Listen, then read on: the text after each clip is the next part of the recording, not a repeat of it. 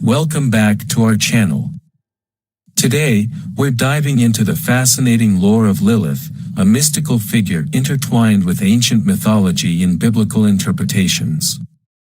Join us as we unravel the enigmatic origins and various legends surrounding this intriguing character. From her origins in Mesopotamian folklore to her connections with Adam, Satan, and the Garden of Eden, we'll explore the diverse interpretations and shed light on the story of Lilith. So, grab a seat and get ready for a captivating journey into the realm of myth and mystery. Let's begin. The name Lilith is derived from an ancient Hebrew word that originally meant LILITH, a singular feminine noun. It likely shares a common origin with the Hebrew word Layla or Laylil and the Arabic word Layla, which all mean night in Semitic languages. This connection to the word for night aligns with the associations of Lilith in the Bible. Many Hebrew words have similarities with words from neighboring Mesopotamian languages like Sumerian and Akkadian. The word Lilith is remarkably similar and likely related to the Akkadian word Lilia and the Sumerian word Lil. In both languages and religions, this word was used to refer to a female night demon. The oldest mention of this demon can be traced back to the ancient Sumerian story of Gilgamesh and Enkidu in the netherworld. Lilith was associated with the wind, storms, and was depicted as a female demon with poisonous attributes. In Mesopotamian folklore, Lilith and similar creatures were supernatural beings associated with nighttime activities such as visiting men in their sleep, seducing them, or causing harm. They were also linked to explanations for natural occurrences like wet dreams, child abductions, and failed pregnancies. Lilith is mentioned only once in the entire Bible, in the book of Isaiah. In Isaiah 34, which primarily focuses on God's wrath and the destruction of the kingdom of Edom, Lilith is briefly mentioned among other creatures that will inhabit the desolate land. The translation and interpretation of Lilith's meaning in this passage vary among different Bible versions, ranging from night creature to night monster to night bird or screeching owl. The word Lilith itself remains obscure and its true meaning is poorly understood. Similarly, the word Kupaz mentioned alongside Lilith in Isaiah 34 is also unclear in meaning, with translations ranging from great owl to arrow snake or darting snake. The uncertainty surrounding these terms leads to ongoing debates and different interpretations among scholars. The name Lilith has undergone various translations and interpretations over time. In the original ancient Hebrew text, Lilith is believed to have been understood as a mythical, supernatural creature rather than an animal like an owl.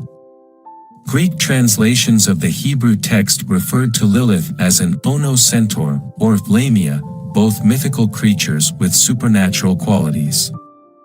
Different Greek translators had varying interpretations of Lilith, with some leaving the name untranslated. The Latin Vulgate translation of the Bible also refers to Lilith as Lamia, a disfigured female demon with serpentine qualities.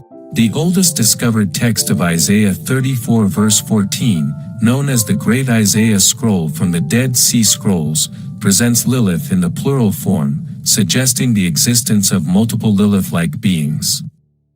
This supports the notion that Lilith, along with other variations of the name like Lil, Lilitu, and Lamia, represents a regional variation of a common demonic creature found in neighboring folklore and religions. Lilith is associated with desolate areas and is depicted as seductive, preying on young men and stealing children. The Hebrews likely incorporated these mythical creatures from neighboring religions and cultures into their own sacred texts, similar to how Leviathan and Nephilim are understood in Hebrew mythology. However, as monotheistic beliefs became more prominent in Judaism and Christianity, there was a tendency to downplay or remove references to polytheistic beings. This resulted in the confusion and varied translations of Lilith over the centuries. In conclusion, Lilith was originally viewed as a mythical, demonic creature in ancient Hebrew texts, with connections to similar beings in neighboring folklore. The translations and interpretations of Lilith have been influenced by cultural and religious shifts over time, leading to different understandings of her nature and characteristics. Lilith's association with Satan and Adam emerged through various interpretations and misinterpretations of biblical texts. Around the 8th to 10th centuries CE, some Jewish scholars began interpreting Lilith as the woman mentioned in Genesis 1 verse 20. According to their interpretation, Lilith was created independently from Adam, at the same time as him, and was different from the woman Eve created later in Genesis 2 verse 22. This interpretation suggests that woman was created twice by God for Adam, once from clay alongside him and later from Adam's rib. Folklore further developed this idea by stating that Lilith, being created from the same clay as Adam and being independent-minded, desired her own freedom and left him and the Garden of Eden. Some accounts even mention Lilith forming a relationship with the archangel Samuel and later transforming into a demoness. It's important to note that these interpretations are not explicitly stated in the Bible, and Lilith is never named in Genesis. The idea of Adam having a first wife named Lilith, though not supported by biblical text, persisted in Jewish folklore and to a lesser extent in Christian traditions. One reason early Jews may have associated Lilith with Adam and the Genesis story is because Lilith, even in her ancient form, was already linked to Garden of Eden imagery.